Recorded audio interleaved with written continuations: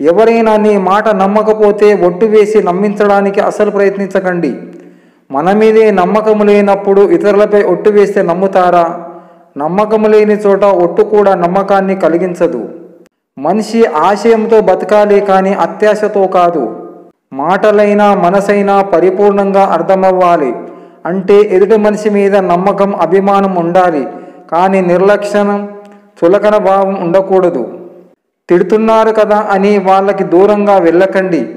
పొగుడుతున్నారు కదా అని దగ్గరగా వెళ్ళకండి. తిట్టేవారు నీ భవిష్యత్తు బాగుండాలని కోరుకుంటారు. పొగిడేవారు నీ జీవితం నాశనం అవ్వాలని చూస్తారు. సింహాన్ని ఎవరు ఆహ్వానించి అడవికి రాజును చేయలేదు.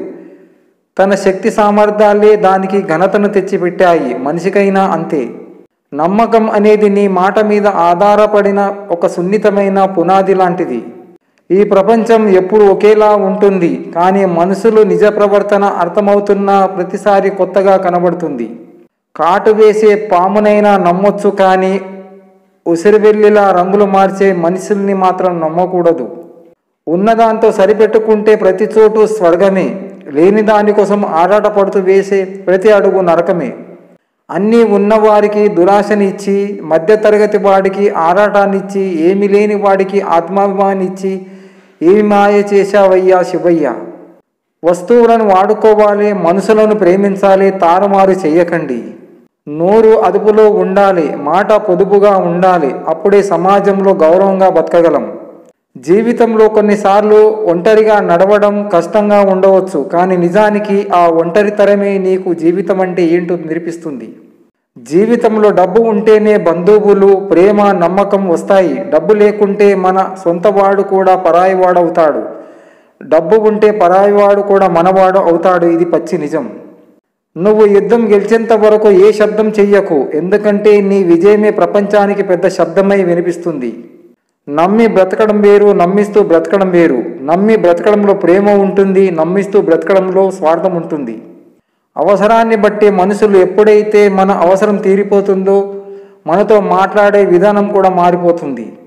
అందరినీ కలుపుకుపోయే మంచితనం నీలో ఉంటే అందరూ నీ వెంటే ఉంటారు. నాకే అన్ని తెలుసనే అహం నీకుంటే సంఘం, సమాజమే నిన్ను దూరం చేస్తుంది.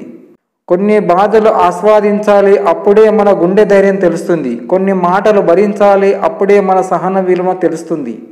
కన్న తల్లి లేకపోతే రోడ్డు మీద ఎవరినైనా అమ్మ అని పిలిచి బంధాన్ని కలుపుకోవచ్చు కానీ నాన్న అనే పిలుపు ఒక్కసారి దూరం అయితే గుండెలు పగిలేలా ఏడ్చినా, దిక్కులు అదిరేలా పిలిచినా బదులు రాదు. ఎందుకంటే ఆ పిలుపు రక్తం పంచిన తండ్రికే సొంతం. ఇది నాన్నకు మాత్రమే ప్రత్యేకం.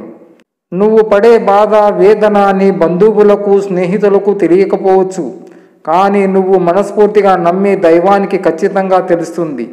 మనసారా తనను నమ్ముకుని మన ప్రయత్నం మనం చేయడమే మన కర్తవ్యం. సృష్టిలో ఏ తప్పు లేదు, మనం చూసే కళ్ళలోనే తప్పు ఉంది. ఇది అందరూ తెలుసుకోవాలి.